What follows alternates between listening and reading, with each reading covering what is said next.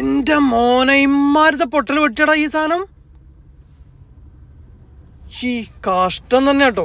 മക്കളെ, നമ്മളെ Tata punch service ചെയ്യാൻ വേണ്ടി വന്നതാണ്. 5EV പുതിയത് എടുക്കാൻ പോണവരോടും 5EV എടുത്തവരോടും എനിക്ക് പറയാനുള്ളൊരു കാര്യമാണ്, എൻ്റെ ഒരു എക്സ്പീരിയൻസ് എന്ന് പറയുന്ന ഒരു കാര്യം കേട്ടോ. നമ്മൾ 5EV എടുക്കുമ്പോൾ നമുക്ക് അതിൻ്റെ കൂടെ നമുക്ക് സ്പെയർ വീല് തരുന്നില്ല. അതിന് പകരം അവരൊരു പഞ്ചർ കിറ്റാണ് നമുക്ക് തരുന്നത്. അവർ പറയണത് പഞ്ചറായി കഴിഞ്ഞാൽ നിങ്ങൾ ഈ പഞ്ചർ കിറ്റ് വെച്ചിട്ട് ഇത് പഞ്ചർ അടച്ചോളി എന്നാണ് കമ്പനി പറയുന്നത്. അപ്പോൾ നമുക്ക് എന്താണ് ഇതിൻ്റെ ദൂഷ്യഫലം എന്നുള്ളത് ഞങ്ങൾക്ക് കാണിച്ചു കേട്ടോ. ഇന്നലെ രാത്രി 2 മണിക്ക് ഞാൻ എൻ്റെ നാട്ടിലേക്ക് ഇങ്ങനെ പോകുന്ന വഴിക്ക് ഒരു വളവിലൊരു ചെറിയ എഡ്ജ് ഉണ്ടായിരുന്നു. ആ എഡ്ജ് ഇറങ്ങിയതാണ് ഈ കാണുന്നത്.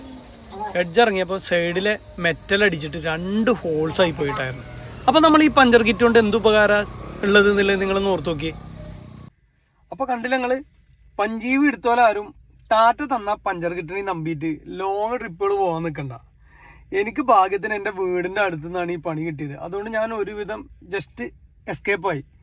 പക്ഷെ ഇതുപോലെ ഞങ്ങൾ ലോങ് ട്രിപ്പൊക്കെ പോയിരുന്നു. അന്നൊന്നും ഇത് കിട്ടാഞ്ഞ എൻ്റെ ഭാഗ്യം.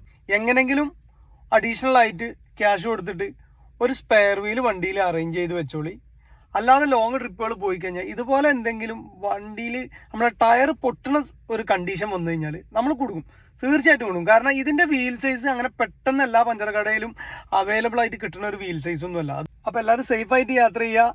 പഞ്ച് അടിപൊളി വണ്ടിയാണ്, പഞ്ചിന് പ്രശ്നങ്ങളൊന്നുമില്ല. പക്ഷേ ഇങ്ങനെ കുറച്ച് കോസ്റ്റ് കട്ടിങ് കമ്പനി ചെയ്തുകൊണ്ട് നമുക്ക് കിട്ടുന്ന കുറച്ച് പ്രോബ്ലംസ് ആണിത്. അപ്പം ഒരു സ്പെയർ വീലും അതിന് കൂടെ ഒരു ജാക്കിയും കൂടിയും കരുതിക്കൊള്ളു കേട്ടോ. കാരണം നമുക്ക് ജാക്കിയും ഇതിൻ്റെ കൂടെ കിട്ടിയിട്ടില്ല.